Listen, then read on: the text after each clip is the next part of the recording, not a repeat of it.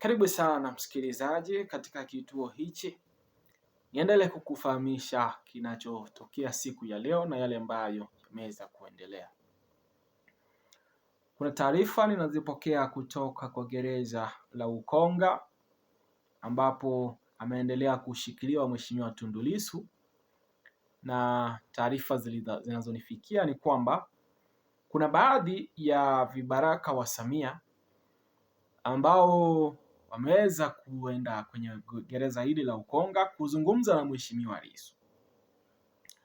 Kiini kikubwa cha kufanya mkutano huo ni kumwomba Mheshimiwa Lissu aweze kukubali kukipeleka chama cha Chadema katika maridhiano. Atakapoweza kukubali hivyo, atapata kuachiliwa kutoka gereza hili, kwa sababu kesi ambayo ameshikiliwa nayo ya uhaini inaonekana kukosa mwelekeo. Hebu msikilizaji, nikupeleke moja kwa moja katika taarifa hii ili tupate kuichambua zaidi. Samia Suluhu alituma wasaidizi wake gereza la Ukonga, wakamwambia Mheshimiwa Lissu kwamba Samia yupo tayari kumsamehe Mheshimiwa Lissu, ila sharti lake ni moja: akubali kuipeleka Chadema kwenye maridhiano. Yeye amempa sharti moja ili apate kuachiliwa kutoka kwenye gereza hili la Ukonga, kwamba atakapoweza kutoka aipeleke Chadema katika maridhiano. Mheshimiwa Lissu kwa jibu lake akasema hivi: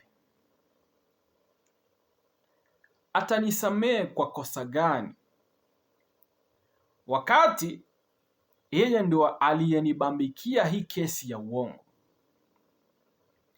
Mheshimiwa Lissu aliwaambia sihitaji anisamehe wala kupewa masharti kwamba ukitoka ufanye hivi, ila nataka afute hii kesi kwa sababu ni ya uongo, na yeye anajua na dunia inajua kwamba mimi sio mhalifu. Samia anatumia kesi ya mchongo ya uhaini ya Mheshimiwa Tundu Lissu ili kumkomoa. Ndio maana mpaka leo mahakama ya rufani haijapanga tarehe rasmi ya kuanza kusikiliza rufaa ambayo imekatwa na mawakili wa serikali. Samia anadhani kuwa kufanya hivi itafika muda Mheshimiwa Lissu atampigia magoti na kukubali kuipeleka Chadema kwenye maridhiano. Uzuri tayari Mheshimiwa Lissu alishasema kama wanataka kumnyonga kwa hii kesi ya uongo yupo tayari, ila hatompigia mtu yoyote magoti.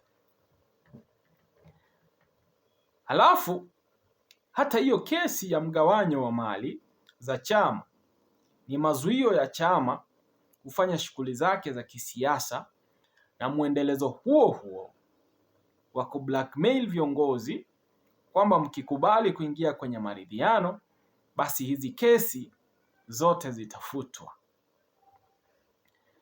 Nakumbuka wakati wa uchaguzi Samia na vibaraka wake walikuwa wanasema kwamba Chadema wanajiona wao ni special sana, wakati Tanzania vyama vya upinzani viko vingi. Sasa kama vyama vya upinzani nchini viko vingi sana, kwa nini yupo desperate? Anahangaika au kutumia nguvu kubwa kiasi hiki katika kutaka Chadema ikubali kuingia kwenye maridhiano. Si akaridhiane na hivyo vyama walivyosema ni vingi? Labda tumkumbushe tu kwamba Chadema ni chama cha wananchi wa Tanzania, iko mioyoni mwa watu. Chadema imebeba matumaini ya Watanzania wengi. Chadema ndo chama pekee chenye legitimacy kwenye nchi hii, so tutailinda legitimacy yetu kwa wivu mkubwa.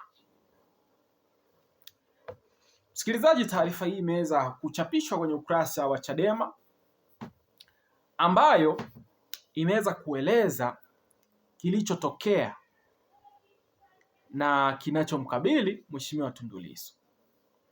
Kulingana na maelezo ambayo tumeyapata pale ni kwamba Samia aliwatuma baadhi tu ya vibaraka wake tu ama watu ambao wanashirikiana naye kwa ukaribu kwenda kumwongelesha Mheshimiwa Tundu Lissu kwamba atakapokubali kuipeleka Chadema kwenye maridhiano wataweza kumuondolea kesi hii ya uhaini inayomkabili. Ina maana katika kiti cha kwanza kesi hii haipo, ni kesi ambayo ina blackmail tu yeye na viongozi wa chama cha Chadema wakwende kwenye maridhiano. Kwa upande wake Mheshimiwa Lissu amebaki na kusema kwamba hakuna kitu ambacho anahitaji kusamehewa kwa kukifanya, kwa sababu kulingana na yeye hana makosa na hakuna kitu ambacho ameshtakiwa kukifanya. Lakini pia siku chache zilizoweza kupita alisema kwamba ikiwa Samia anataka kumnyonga kupitia kwa kesi hii aendelee tu, kwa sababu hana muda wa kuweza kumpigia magoti na kumwomba msamaha kwa kitu ambacho hatakifanya. Kwa hivyo amemruhusu kwamba anaweza kuendelea ikiwa endgame yake ni kutaka kumnyonga kwa kutumia madai haya ya kesi ya uongo ya uhaini. Mheshimiwa Tundu Lissu pamoja na viongozi wakuu wa chama cha Chadema ambao pia wameshabamikiziwa kesi nyingine ya ugavi wa rasilimali za chama cha Chadema ambayo tayari pia inataka kwanza kusikilizwa, limeonekana kwamba ni swala la muendelezo wa serikali ili kuwa blackmail hawa viongozi kuendelea kutengeneza nafasi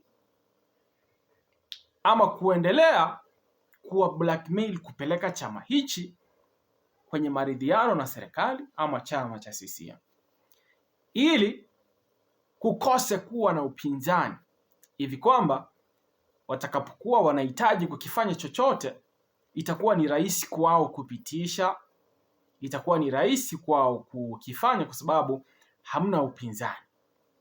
Watakuwa wanapokea support kutoka Chadema na kwa sababu hiyo hakuna mtu ambaye atakuwa anazungumza kwa niaba ya wananchi.